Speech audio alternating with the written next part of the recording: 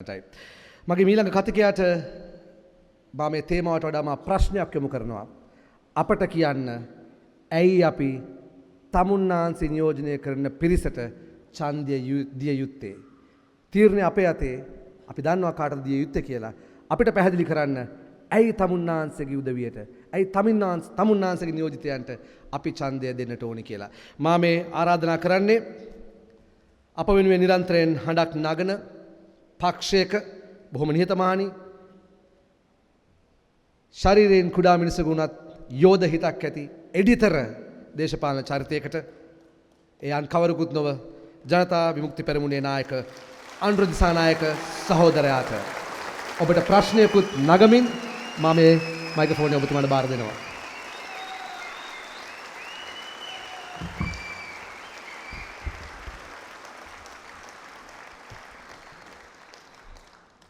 ගෞරවනීය හාමුදුරන් වහන්සේලාගෙන් අවසරයි. වේදිකාවේ ඉන්න සියලු දෙනාගෙනුත් මේ අවස්ථාවට සහභාගී වෙලා ඉන්න අම්මලා තාත්තලා සහෝදරවරු සහෝදරියන් ඇතුළු සියලු දෙනාගෙන් අවසරයි. වෙනසක ආරම්භම සංවිධානයේ විසින් මෙම සම්මන්ත්‍රණය සඳහා මෙම කතිකාවත සඳහා අපට ආරාධනා කිරීම පිළිබඳව බෙහෙවින් ස්තුතිවන්ත වෙනවා. ඒ වගේම ගම කාටද දෙන්නේ? අප ඉල්ලා සිටින්නේ ජනතා විමුක්ති පෙරමුණේ අපට ලබා දෙන්න. ඒ ඇයි? මූලික වශයෙන් ගත්තොත් පෙබරවාරි මාසයේ 10 වෙනිදා පැවැත්වෙන මැතිවරණයට පාර්ශ්ව ගණනාවක්, පක්ෂ ගණනාවක් තරඟ වදිනවා යයි කියලා පෙන්눔 කරත් සැබවින්ම තිබෙන කඳවුරු දෙකයි. එකක් මේ රටේ නව ආර්ථික වෙනසක්, නව දේශපාලන සංස්කෘතියක්, වංචා දූෂණ වලින් තොර පාලනයක් ගොඩනැගීම අපේක්ෂා කරගෙන තිබෙන ජනතා විමුක්ති පෙරමුණේ කඳවුරු. අනෙක අවුරුදු 70ක් අපේ රට පාලනය කරපු, වෙන වෙනම පාලනය කරපු, විටක එක් පක්ෂයකින් තව පක්ෂයට රැගෙන පාලනය කරපු, දැන් එක්ව පාලනය කරන කඳවුරු. එනිසා පෙබරවාරි මාසයේ 10 වෙනිදා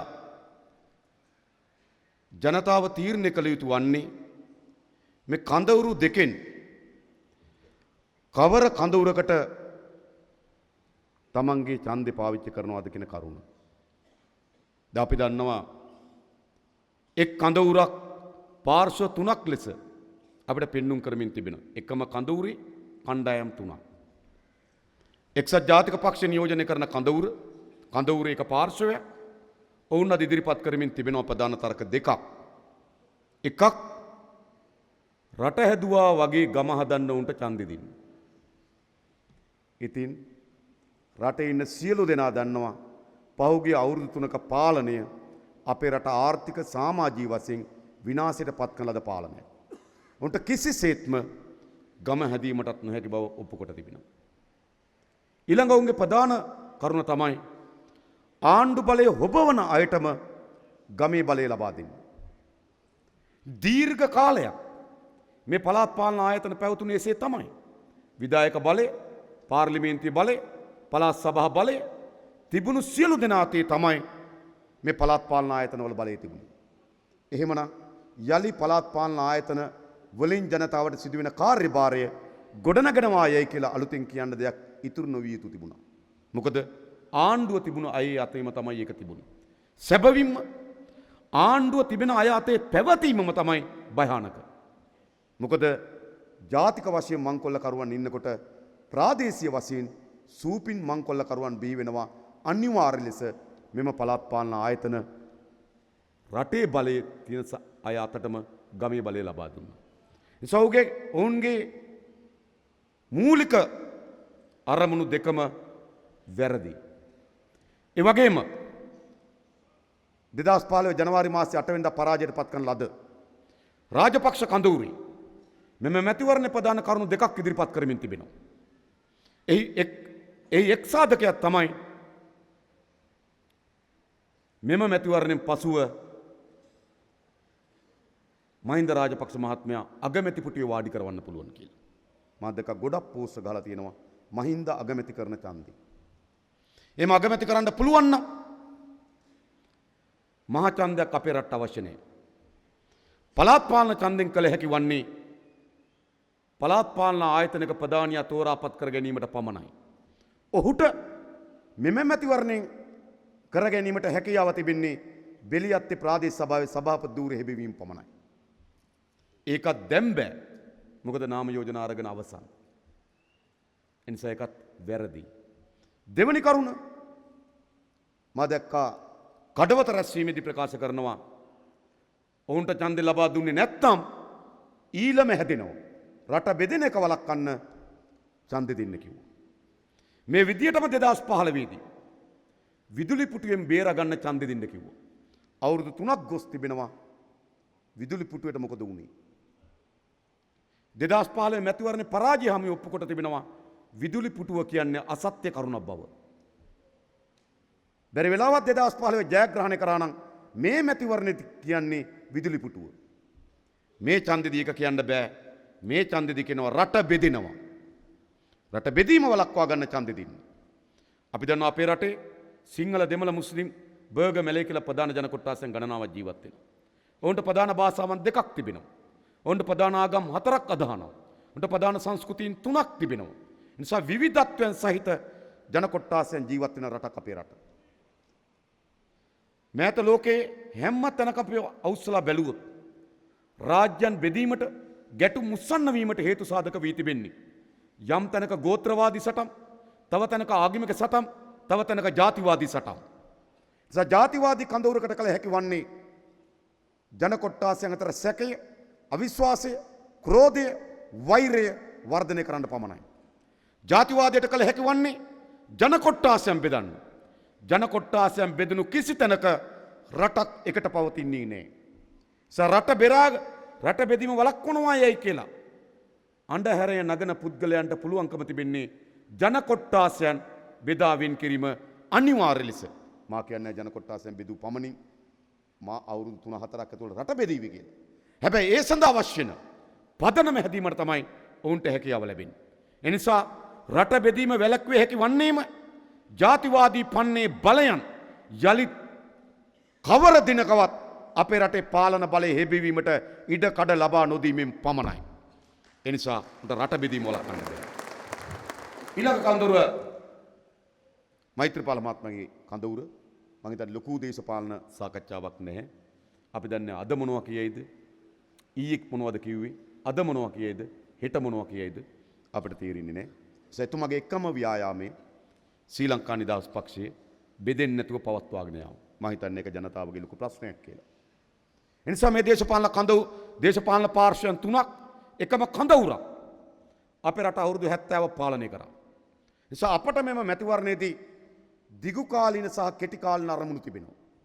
දිගු කාලීන වශයෙන් ගත්තොත් අපේ මේ රටපත් වී තිබෙන විපත්තිදායක තත්ත්වයෙන් අපේ රටේ ජනතාවත් මුදවා ගැනීම සඳහා වූ ශක්තිමත් බලයක් අත්පත් කර ගැනීම සඳහා තිබෙන දිගු කාලීන අරමුණ. ඇයි මේ අවුරුදු 70 ඇතුළත අපේ රට ආර්ථික වශයෙන් විශාල කඩාවැටීමකට ලක් කරලා තිබෙනවා. 1985 ලංකාවේ මුළු ණය ප්‍රමාණය බිලියන 130යි කෝටි 13000යි. අද අපේ ණය ප්‍රමාණය බිලියන 10500යි කෝටි 10,50,000යි. කොච්චරද කියනවනම් 2009 2012 2014 කියන අවුරුදු 3ේම භාණ්ඩාගාරයට ලැබුණු මුළු ධනය මදි එම වසරේ ණය පොලි වාරිකය ගෙවන්න. 2014 ආණ්ඩු මුළු ආදායම බිලියන 1137යි. ණය පොලි වාරිකය බිලියන 1152යි. ගෙන බිලියන 24ක් මදි ණය පොලි වාරිකය ගෙවන්න. එනිසා මොකද්ද සිදු වී තිබෙන්නේ? රාජ්‍යයක් ගොඩනගා තිබෙනවා, රටක් ගොඩනගී තිබෙනවා, උපයා ගන්න ලද මුළු ධනය ණය පොලි වාරිකය ගෙවීමටවත් ප්‍රමාණවත් නොවන විශාල ආර්ථික අර්බුදය. අපේ රටේ ආනයන සහ අපනයන වෙළඳපොළ විශාල කඩාවැටීමකට භාජන වී තිබෙනවා. අපිට වසරකට පිට රටින් බහණ්ඩ ආනයනය කිරීම වෙනුවෙන් ඩොලර් බිලියන 20ක් ඩොලර් කෝටි 2000ක් වැය වෙනවා. පිට රට බහණ්ඩ විකුණලා අපිට වසරකට හම් වෙන්නේ ඩොලර් බිලියන 10යි. ඒ කියන්නේ ඩොලර් කෝටි 10යි. 1000යි. ඒ කියන්නේ මොකද්ද? 100%ක වෙළඳ පරතරයක් තියෙන රාජ්‍යයක්. අපනයන ආදායම වගේ දෙගුණයක ආනයන වියදමක් තියෙන රාජ්‍යයක් ගොඩනැගුවා ආර්ථිකම වශයෙන්. එහි ප්‍රතිඵලයක් මේ ප්‍රතිඵල ගෙන එන්න කවර සාධක සම්පූර්ණ වී තිබෙන්නේ? 2000 වසරේදී ලංකාවේ අපනයන ආදායම දළදේශීය නිෂ්පාදිතයේ ප්‍රතිශතයක් හැටියට 33යි. 2000දී 2014 වෙනකොට ඒක 14%යි.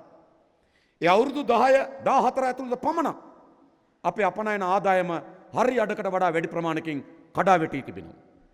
ඒ විතරක් අපේ රටේ ආදායම බෙදී යාමේ විශාල විෂමතාවයක් නිර්මාණය වෙලා තිබෙනවා. ඉහළම පවුල් 100 රටේ ජාතික ධනයෙන් 38.4ක් භුක්ති විඳිනවා.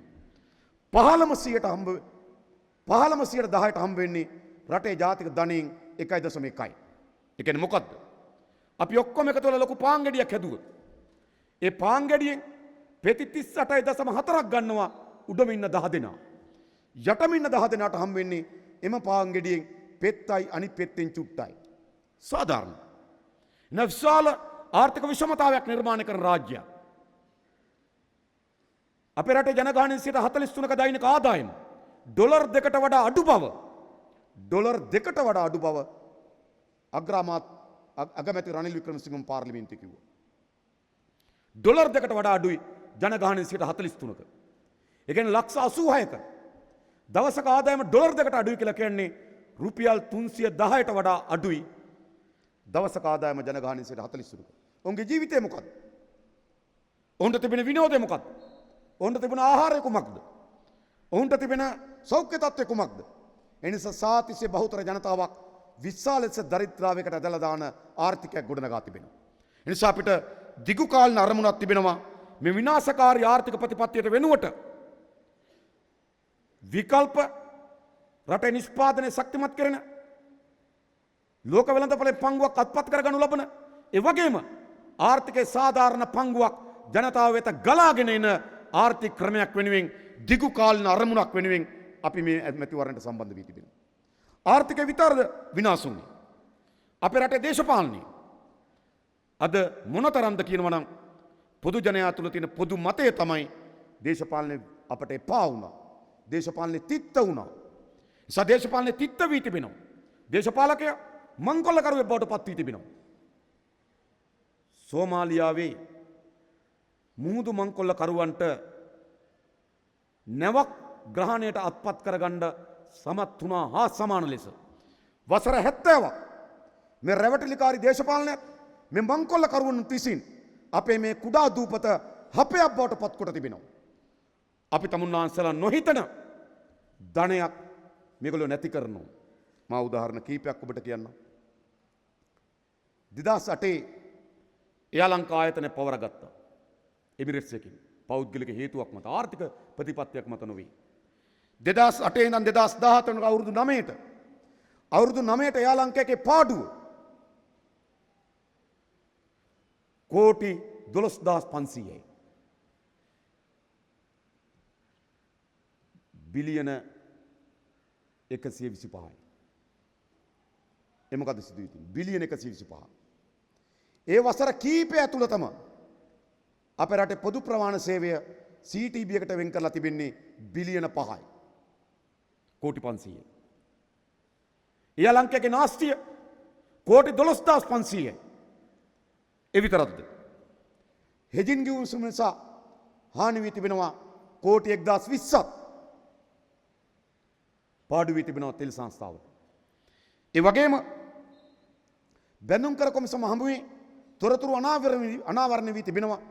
මාස 5ක් ඇතුළත බැඳුම් කර ගනුදෙනු වලදී රජයට සිදු වූ පාඩුව කෝටි 1100යි. සූර්යවැය ප්‍රාදේශීය සභාවේ අවුරුද්දක ආදායම ලක්ෂ 30යි. අපේ රටේ ප්‍රාදේශීය සභා නගර සභා 341කින් 200කට වඩා වැඩි ප්‍රමාණයක ආදායම කෝටි 3ට වඩා අඩුයි. මාස 5 බැඳුම් කරෙන් රාජ්‍යාංශයට සිදු වී තිබෙන පාඩුව බිලියන 1000 කෝටි 1100යි. එයින් සේවකර සත අරමුදලට ඇති වී තිබෙන පාඩුව කෝටි 850යි. ඒ විතරක්ද? එය ලංකා එක පැවති පාලනය ප්‍රංශෙන් ගුවන් යානා මිලදී ගැනීම සඳහා ගිවිසුමක් අත්සන් කොට තිබුණා. එහි සමාගමත් සමග ගුවන් යානා 4කට. මේ පාලනය එම ගුවන් යානා 4 ගිවිසුම කැන්සල් කරා. ගිවිසුම කැන්සල් කිරීම වෙනුවෙන් ගිවිසුම කැන්සල් කරන්න කොච්චරක් ගෙව්වද? ගිවිසුම කැන්සල් කරන්න ගෙවා තිබෙනවා ඩොලර් මිලියන 115ක්. ඒ කියන්නේ රුපියල් කෝටි 1800ක්. ගහපු ගිවිසුමින් ඉවත් වෙන්න කෝටි 1000 රුපියල් කෝටි 1800යි. ඒ විතරක් නෙවෙයි. එම සමාගමෙන් අපි අවුරුදු 10කට අලුතෙන් ගුවන් යාන දෙකක් බදු ගන්න එකඟ වෙනවා. ඔවුන්ගේ සමාගමෙන් ගත්ත ගුවන් යාන දෙකක් මේ 2018 අවසන් වෙනවා. ඒ දෙකේ කාලයත් අවුරුදු 10කට දීර්ඝ කරනවා. මේ ධනය මහජනයාගේ ධනය අපි නොහිතන ප්‍රමාණය මහා පරිමාණ නාස්තිකට හොරකමකට භාජනය කරලා තිබෙන මේ පාලකයා. ඒ විතරක් නෙවෙයි. තෙල් සංස්ථාව විසින් දිගු කාලින ලෙස තෙල් මිලදී ගැනීම සඳහා ගිවිසුමක් අත්සන් කරා. ටෙන්ඩරයක් ඇඳුවා. ඒ ටෙන්ඩරය ලංකාවේ සමාගමක් වෙත පැවරුණා. ටෙන්ඩර් මණ්ඩලය විසින් අනුමත කරා. khනිජ සංස්ථාවේ අමාත්‍යවරයාට තිබුණේ ඒක කැබිනට් මණ්ඩලයට දාලා අනුමැතිය ගන්න. දැන් මාස 5කට ආසන්න කාලයක් කැබිනට් මණ්ඩලයට මෙම ටෙන්ඩරය ඉදිරිපත් නොකොට අනුමත කරන්න ගන්න නැතුව ස්ථානීය ටෙන්ඩර් පදනම මත ෂණික මිලදී ගැනීම කරනවා තෙල් නැව්.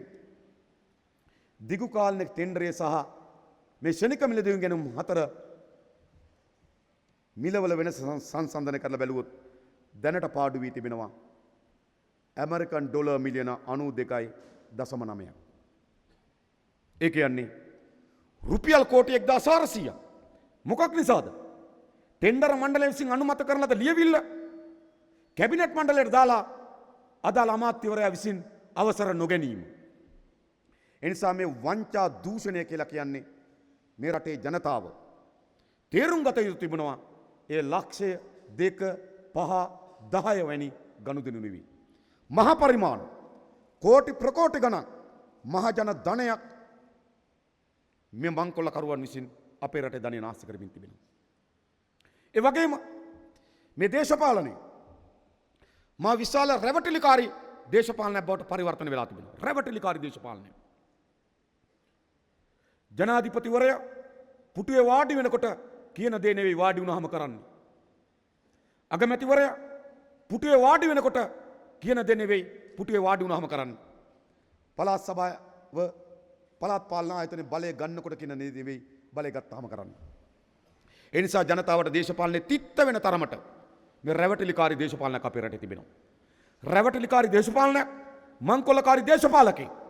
ඒ නිසා අපේ දිගු කාලීන අරමුණක් තිබෙනවා මේ මංකොල්ලකාරී දේශපාලකයාගේ විනාශකාරී රැවටිලිකාරී දේශපාලනය මේ රට මුදවා ගැනීමේ මෙහෙයුමක් අපට දියත් කරන්න තිබෙනවා. ඒ මෙහෙයුමේ එක අවස්ථාවක් ලෙස තමයි අප මෙම පළාත් පාලන මැතිවරණයේ දිගු කාලීන අරමුණක් ලෙස සලකනවා. ඒ වගේම සමාජීය ලෙස අපේ රට බිඳවැටීමකට ලක් කරලා තිබෙනවා.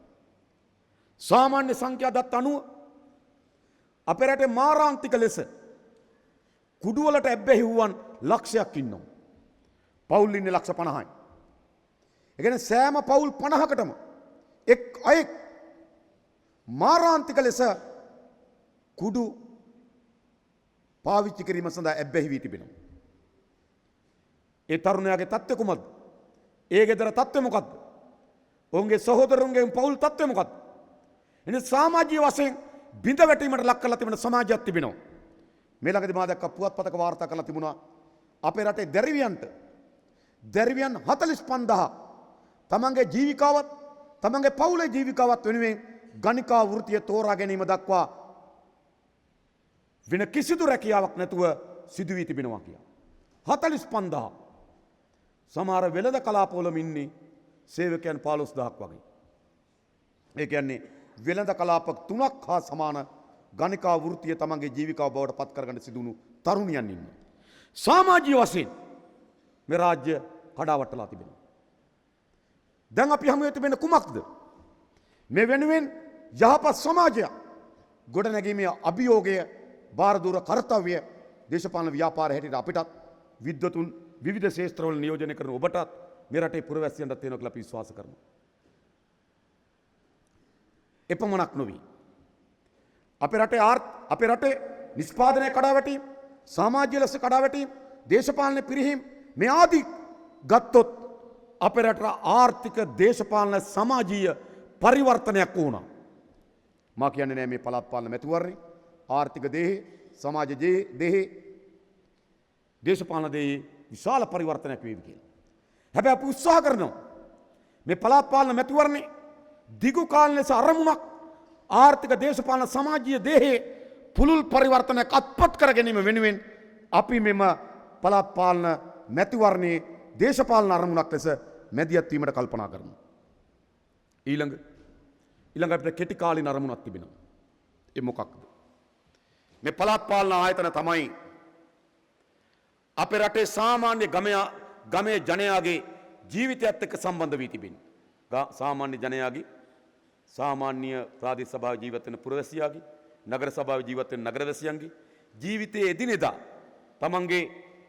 තමන්ගේ කාර්යයන් ගැට ගැසී තිබෙනවා මේ පළාත් පාලන ආයතන සමග. එනිසා මේ පළාත් පාලන ආයතන ඒ පැත්තෙන් ගත්තොත් අපිට වැදගත්කමක් උසුලනවා මේ ප්‍රාදේශීය වශයෙන් ජනතාවගේ ජීවිතේ යම් අත්‍යවශ්‍ය සාධක කරුණු ගණනාවක් ඉටු කරන්න. ඒ වගේම මේ පළාත් පාලන ආයතන විහිුවේ තමයි මතක තබා ගන්න. මේ විහිුවේ තමයි උඩ ඉන්න ජාතික මංකොල්ලකරුවන්ගේ රැකවරණය. කවුරු හරි උඩ ඉන්න ජාතික මංකොල්ලකරුවන් පිළිබඳව විශේෂ බරකින් විවේචන එල්ල කරනවා. එල්ල කරලා ගමේ ඉන්න නියෝජිතයට ඡන්දෙ දෙනවා. හැබැයි මතක තබා ගන්න. මේ ගමේ ඉන්න නියෝජිතයා තමයි ජාතික වශයෙන් ඉන්න මංකොල්ලකරුවන්ගේ රැකවරණය. මේක තමයි යාන්ත්‍රණය. මේ යාන්ත්‍රණය විසින් තමයි ග්‍රාමීය පුරවැසියා බය කරන්නේ. මේ යාන්ත්‍රණය විසින් තමයි ඔවුන් පිළිගන්න රැස්වීම සූදානම් කරන්නේ. මේ යාන්ත්‍රණය විසින් තමයි ඔවුන්ගේ ග්‍රාමීය බලය පවත්වාගෙන යන්නේ. එනිසා මේ එලා ගන්න හදන්නේ මොකද්ද? ජාතික මංකොල්ලකරුවන්ගේ ප්‍රාදේශීය යාන්ත්‍රණය. මේ යාන්ත්‍රණය තමයි ඔවුන් දිගු කාලයක් ඔවුන්ට බලයත්, ඔවුන්ගේ ආරක්ෂාවත්, ඔවුන්ට ජනතාවත් ගැටගසලා තිබෙන්නේ. මේ යාන්ත්‍රණය බිඳින්න ඕන. ඒ නිසාමත් මේ යාන්ත්‍රණයට හිතා මතාම අපරාධ කරන්න, ධනය ක්‍රැස් කරගන්න ඉඩකඩ ලබා දී තිබෙනවා ඉහළ පෙළේ කණ්ඩායම. මොකද ඔවුන්ට අයථා ලෙස මුදල් උපයා ගත්තොත් පමණයි ඉහළ කෙනාගේ රැකවරණ වෙනුවෙන් ඒවා වියදම් කරන්න පුළුවන්කම තිබෙන්නේ. ඔවුන් අයිති ලෙස බලය උපයෝග කරගත්තොත් තමයි ගමේ කෙනා බියවත්දා ඉහළ යාන්ත්‍රණය වෙනුවෙන් බිය සහිත සමාජයක් ගොඩනගිය හැකි වන්නේ. නිසා මේ ප්‍රාදේශ සභා පළාත් පාලන ආයතන හොඳට ගිහිලා බලන ගම්වල අපේ ගුණසේකර මහත්මයා උපුටා දක්වන්න උත්සාහ කරා විශාල ප්‍රමාණයක්. තවත් තොරතුරු විශාල ප්‍රමාණයක් තිබෙනවා. මොවුන් කවුද? මොවුන් එක විටක නීති විරෝධී පස් කපන්න, ඒවට රැකවරණ දෙන්න, පරිසර හානි ලක් කරමින් පගාවට කොමිස්සකට මහා පරිසර විනාශයන් ඇතිවීම සඳහා කුඹුර ගොඩ කරන්න, මඩ වගුරු ගොඩ කරන්න අවසර දීපු අය. මේ අය තමයි ප්‍රාදේශීය වශයෙන් විශාල ලෙස ස්ත්‍රී දූෂණයන්ට හවුල් වූ අය. මේ අය තමයි ප්‍රාදේශීය වශයෙන් මිරිමරුමට සම්බන්ධ වූ අය. මේ අය තමයි ග්‍රාම නිලධාරියාගේ සිට රජයේ උසස් නිලධාරියා දක්වා පහර එල්ල කරපු කණ්ඩායම්. පසුගිය කාලේ පුරාවටම ඔබ දකින්න ඇති. පුවත්පත්වල විශාල ශීර්ෂපාට සකස් කරමින්, ශීර්ෂපාට ලියමින් මේ යාන්ත්‍රණයේ මේ අයගේ ස්වභාවය අතිශය කිලිටු, අපවිත්‍ර, ෆ්‍රෝඩ් කණ්ඩායමක් මේ ඉන්නේ. හැබැයි මේ කණ්ඩායමට ඉහළ රැකවරණය තිබෙනවා. මා දැක්කා මේ ළඟදී මෛත්‍රීපාල මහත්මයා කිව්වා පළාත් සභාපතිවරු එකතු කරලා කරපු සාකච්ඡාවකදී මහින්ද මහත්තයා කරපු කතාව. ඒකට පිළිතුරු ලෙස මහින්ද මහත්මයා කිව්වා අවුරුදු 3ක් ගිහිල්ලා දෝක කියන්නේ ඇයි ඒ කාලේ කිව්වේ නැත්තේ කියලා. මම සාක්ෂි දරනවා. මෛත්‍රීපාල සිරිසේන මහත්මයා ආණ්ඩුවේ සිටියේදීම මට ඒ කතාව කිව්වා. මොකද්ද කතාව? ප්‍රවෘත්ති වල පත්තරවල ප්‍රවෘත්ති වල ප්‍රධාන ශීර්ෂ පාඨ හැදුවා මේ සභාපතිවරුන්ගේ අපරාධ පිළිබඳව. මිනිමරුම් වලට දායක වුණා. පෝරකයට නියම වුණා. ජාත්‍යන්තර ප්‍රශ්න ඇති කරා. ඒ කියන්නේ විදේශීය කාන්තාවක් දූෂණය කොට ඇගේ ස්වාමියා ඝාතනය කිරීමේ වරදට පෝරකයට නියම වුණා. ඒ නිසා එක තලයකදී ආණ්ඩුවට මේක දේශපාලන ප්‍රශ්න බවට පත් වුණා. ඒ වෙලාවේදී සියලුම පළාත් සභාවල සභාපතිව අරලියගහ මන්දිරයට කැඳෙව්වා. කැඳෙව්වට පස්සේ මෛත්‍රීපාල මහත්මයා කිව් පරිදි ඔහු විශාල ආවේගශීලී කතාවක් කරා කිව්වා ඔවුන්ට එරෙහිව. ඒ විදිහට කටයුතු කරනවා නම් ඔවුන්ට එරෙහිව විනය ක්‍රියාමාර්ග ගන්න සූදානම් බව. අවසාන කතාව තිබුණා කිව්වේ මහින්ද රාජපක්ෂ මහත්මයාට. ඔහු කිව්වලු උඹලාට හොරකමක් කරනකොට අහුවෙන්නේ නැතුව කරන්න තීරින්නේ නැනේ බං කිව්වලු. ඒකයි. ඒ නිසා තමයි ඔබට මතක ඇති. තංගල්ලේ ප්‍රාදේශ සභාවේ සභාපතිවරයා එම ඝාතනයට අහුල් වෙලා නඩුව පැවරුවට පස්සේ සුසිල් ප්‍රේමජයන්ත සන්දානයේ මහලේකම්වරයා ඔහු ඉවත් කිරීමේ ලියුම ඇරියා. ඉවත් කිරීමේ ලියුම අරලා සතියකදී සන්දාන මහලේකම් සුසිල් ප්‍රේමජයන්තට සිද්ධ වුණා ඉවත් කිරීමේ ලියුම ඉවත් කරගන්න. ප්‍රසිද්ධයි ඒ කාලේ. එහෙම තමයි මේගොල්ලෝ රැකවරණ දෙන්නේ. ඇයි ඒ? මතක තබාන මේ කණ්ඩායම මත තමයි ඉහළ දේශපාලන යාන්ත්‍රණයේ බලය ආරක්ෂා වෙලා තිබෙන්නේ. ඒ යාන්ත්‍රණය මත තමයි මේගොල්ලන්ගේ බලය තිබෙන්නේ. ඒ නිසා මේ දෙක අන්තර් ලෙස ප්‍රතිපෝෂණය කරනවා. මේ කණ්ඩායම විසින් ඉහළ ජාතික මංකොල්ලකරුවන් ආරක්ෂා කරනවා. ඉහළ ජාතික මංකොල්ලකරුවන් විසින් මේ කණ්ඩායම ආරක්ෂා කරනවා. ඒ නිසා මේ දූෂිත වලල්ල ප්‍රතිපෝෂණය කරමින් මේ දෙක ඉස්සරහට ක්‍රියාත්මක වෙමින් තිබෙනවා. ඒ නිසා මේ මැතිවරණයේදී ජනතා විමුක්ති පෙරමුණ කෙටි කාලීන අපිට අරමුණක් තිබෙන මොකද්ද? මේ ඉහළ ජාතික මංකොල්ලකරුවන්ට රැකවරණ දෙන මේ යාන්ත්‍රණය බිඳවට්ටා ඒ යාන්ත්‍රණය බලගත් කොටසක් ජනතා විමුක්ති පෙරමුණ වෙත අත්පත් කර ගැනීම අභිලාෂය අපිට තිබෙනවා. අපි අත්පත් කරගත යුතුයි. ජාතික කඳවුරට ගහන්න කලින් ප්‍රාදේශික කඳවුරට ගහන්න ඕන. ඒ නිමේෂය දැන් ඇවිල්ලා තිබෙනවා. මේ අය මත තමයි උඩ අය රැකෙන්නේ. ඒ අවස්ථාව අපිට තිබෙනවා. ඒ වගේම මේ පළාත් පාලන ආයතන කිසිවකට එම පළාතේ ඉන්න ජනතාවගේ දායකත්වකින් තොරව පවතින්න බෑ. එනිසා මේ නගර සභා ප්‍රාදේශ සභා මේ ආයතනවල තිබෙන්නන් කවරක්වත් නෙවෙයි එම නගර සභාවේ එම ප්‍රාදේශ සභාවේ වැසියන්ගේ සල්ලි. සාමාන්‍ය පළාත් පාලන මන්ත්‍රීවරයෙකු දීමනාව රුපියල් 15000යි.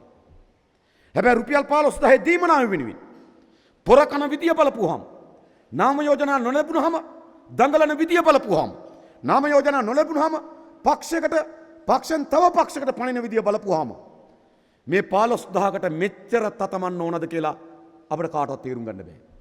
හැබැයි දීමනාව 15000 තමයි. නිදානයක් තියෙනවා ප්‍රාදේශ සභාව. ඒ ප්‍රාදේශ සභාවේ තියෙන නිදානේ තමයි එම පළාත් පාලන ආයතන තුල වෙසෙන වැසියන්ට විවිධාකාරයේ බදු එකතු කොට එක්රස් කරගන්නා ධනෙ. කොළඹ නගර සභාව නම් කෝටි 700කට වැඩි.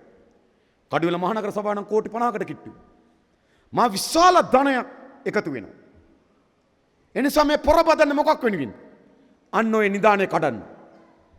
එනිසා මේ ඉල්ලන්නේ මොකද්ද? සාමාන්‍ය සමහර නිදාන කඩන්න නරබිලි ඉල්ලනවා.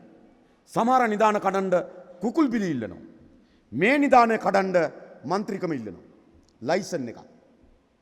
මෙයන් කවරක්වත් නෙවෙයි. මේ පළාත් පාලන ආයතන සතු තිබෙන මහා ධනය කොල්ලකෑම සඳහා ලයිසන් එක සමග යතුරුම ඉල්ලන්නේ. එනිසා මේ රටේ පුරවැසියන් හැටියට නගර සභාවේ ප්‍රාදේශ සභාවේ ජීවත් වෙන ජනතාව හැටියට වගකීමක් තිබෙනවා. තමුන්නාන්සේලාගේ අතේ තිබෙන ධනය මංකොල්ල කෑම සඳහා තමුන්නාන්සල එක්රැස් කොට තිබෙන ධනය මංකොල්ල කෑම සඳහා කිසිසේත්ම යතුර වංචනිකෙකුට බාර දෙන්න එපා. අපි කියනවා යතුර අපිට බාර දෙන්න. අපි සහතික වශයෙන් පළාත් පාලන ආයතනවල තියෙන ධනය නාස්තියට හොරකමට වංචාවට ඉඩ නොදී පෙරලා ජනතාව වෙනුවෙන් සේවය කරන පළාත් පාලන ආයතනයක් අපි ගොඩනගනවා. ඒක අත්‍යවශ්‍යයි අපිට. ඒක අත්‍යවශ්‍ය කරුණ බවට පත් වී තිබෙනවා. ඊළඟ අපේ මේ රාජ්‍ය ආයතන අතිශය අකර්මණ්‍ය වුණු අකාර්යක්ෂම වූ ආයතන බවට පත් වී තිබෙනවා. බොහෝ දෙනෙක් අද උත්සාහ කරමින් තිබෙනවා රාජ්‍ය ආයතනයකට වැඩක් කරගන්න යන්න කලින් දන්න කෙනෙක් ඉන්නවද කියලා බලන්න. එයි ස්පිරිතාලට යන්න කලින් බලනවා අඳුරන කෙනෙක් ඉන්නවද? මොකද මගුල් කියන්න යනව නෙවෙයි බෙහෙත් ගන්න යන්නේ. ඇයි දන්න කෙනා හොයන්න? දැන් මේ රාජ්‍ය ආයතන දේශපාලන අධිකාරීත්වය විසින් මහා හිරකිරීමට ලක් කරලා පීඩනයට ලක් කරලා තිබෙන මේ රාජ්‍ය නිලධාරීන් ප්‍රාදේශ සභාව විසින් නිවාස සැලසුම අත්සන් කරන්න ඕන. අත්සන් කරන නිලධාරියාගේ මේසෙ උඩ මාස ගණනක් තිබ්බත් අත්සන් කරන්නේ නැහැ. සභාපතිගෙන් ඕකේ ඒක වුණා මට ගතමන් එක ලැබුණා කියලා. මේක ඇත්ත කතාව. ඒ නිසා මොකද තිබෙන්නේ?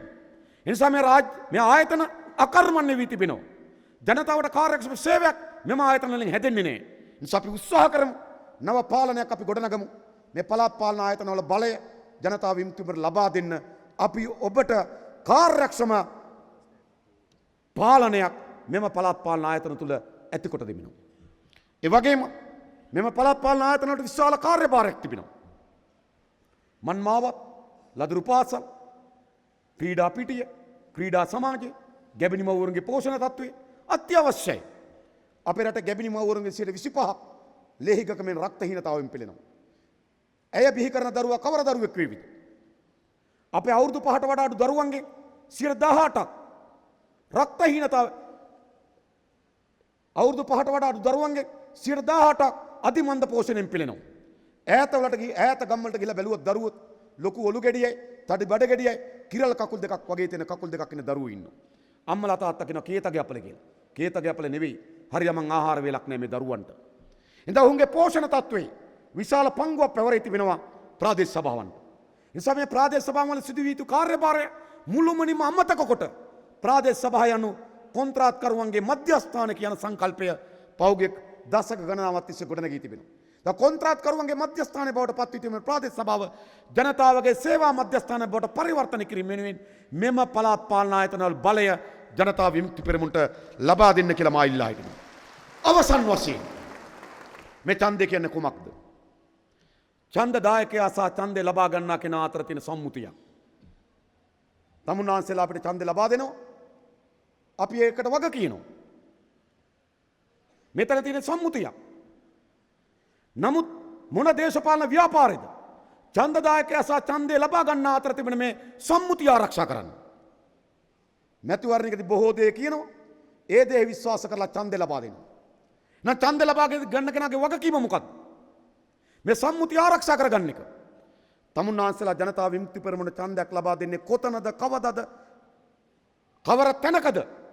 ඒ හැම තැනකදීම තමුන්නාන්සලගේ ඡන්දේ ලබා දෙමින් අපි කරේ තබන විශ්වාසය, ඡන්දේ ගෞරවය, ඡන්දේ වටිනාකම නිසක වශයෙන් අපි ආරක්ෂා කරන බවට සහතිකයක් දෙන ඕගොල්ලන්ට. අපි ආරක්ෂා කරන එක අපේ වගකීමක්. හැබැයි අපේ රටේ එහෙම සංස්කෘතියක් නැහැ. ඡන්දේ දීලා මාස දෙක තුනක් යනකොට කම්පා වෙනවා. ඡන්දේ දුන්නට දුන්න එක හරිද වැරදිද, දුන්න එක හරි නෑ වගේ, වැරදුනා වගේ කියලා. කාටවත් කම්පා නොවන කිසිදු ඡන්දදායකයෙකුට ඡන්දය ලබා දීම කනගාටුවට කරුණක් නොහිතෙන විදියට අපි තමුන්නාන්සලගේ ඡන්දේ ගෞරවයත් වටිනාකමත් විශ්වාසයත් රකින්න. පෞගිය මාමැතිවරණයේදී මේ රටේ ජනතාව අපිට മന്ത്രി දුර 6ක් මේ පාර්ලිමේන්තුවේ ලබා දුන්නා. දැන් අවුරුදු 3ක් අපේ മന്ത്രി දුර 6 පාර්ලිමේන්තු කාර්යභාරයේදී පාර්ලිමේන්තුවෙන් පිටත කාර්යභාරයේදී කිසි කෙනෙකුට කනගාටු විය හැකිද? අනේ අපෝයි ජනතා විමුක්ති පෙරමුණේ മന്ത്രിවරුන්ට ඡන්දෙ දීලා අපි වරද්දාගත්තා කියලා. හැබැයි හැම කෙනාටම මේ කොළඹින් යවපු බොහෝ අයට, වෙන පළාත් වලින් යවපු බොහෝ අයට ඔවුන්ගේ දේශපාලකගේ ක්‍රියාවලිය විසිනුත් ඕනෑමට වඩා වැඩියෙන් ඔප්පු කොට තිබෙනවා. ඡන්දෙ ලබා දී කෙටි කාලයක් ඇතුළත අනේ අපොයි කියන්න සිදු වී තිබෙනවා. එනිසා අපි තමුන්නාන්සලට සහතිකයක් දෙනවා. තමුන්නාන්සේලා ලබා දෙන ඡන්දේ ගෞරවය විශ්වාසය වටිනාකම ආරක්ෂා කරන එකම දේශපාලන ව්‍යාපාරය තිබෙන්නේ ඒ ජනතා විමුක්ති පෙරමුණ පමණයි. ඒ නිසා මහේෂ් සෝරා මගෙන් විමසා හිටියා ඇයි අපිට ඡන්ද දෙන්නේ? ඇයි අපට ගම දෙන්නේ? මේ කරුණ වෙනුවෙන් මේ උවමනාව වෙනුවෙන් අපිට ඡන්දේ ලබා දෙන්න අපිට මේ ගමේ පාලන බලය ලබා දෙන්න කියලා ඉල්ලා සිටිමින් මම නතර වෙනවා. බොහොම ස්තුතියි හැම දිනාටම ජය වේවා.